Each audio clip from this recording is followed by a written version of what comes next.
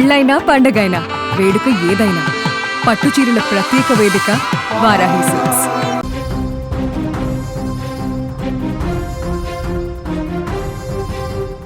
ఢిల్లీ ఎయిర్పోర్ట్లో విమాన ప్రమాదం చోటు చేసుకుంది. దేశవ్యాప్తంగా ఇప్పటికే వరుస విమాన ప్రమాదాలు తీవ్ర కలవరపెడుతున్నాయి.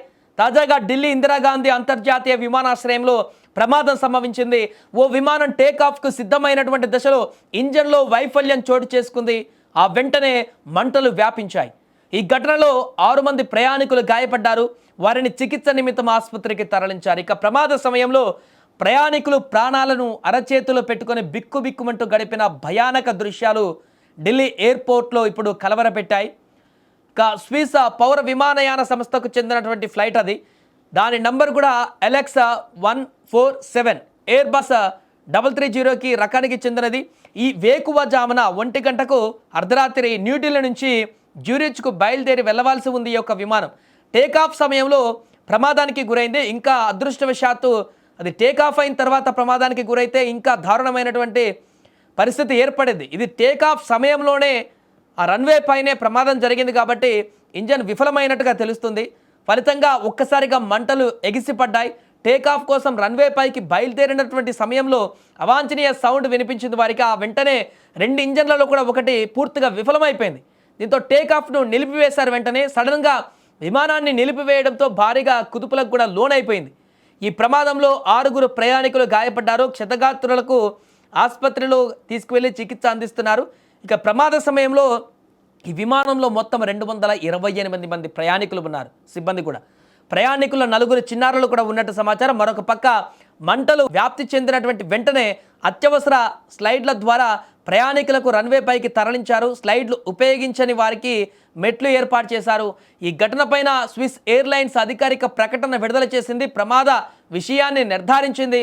ముందు జాగ్రత్తగా విమానాన్ని ఖాళీ చేయించామని, వారిలో 6 మంది గాయపడ్డారని తెలిపింది. వారికి మెరుగైన వైద్య సహాయాన్ని అందిస్తున్నామని కూడా పేర్కొంది. ఇక సిబ్బంది సురక్షితంగా ఉన్నట్లు కూడా స్పష్టం చేసింది.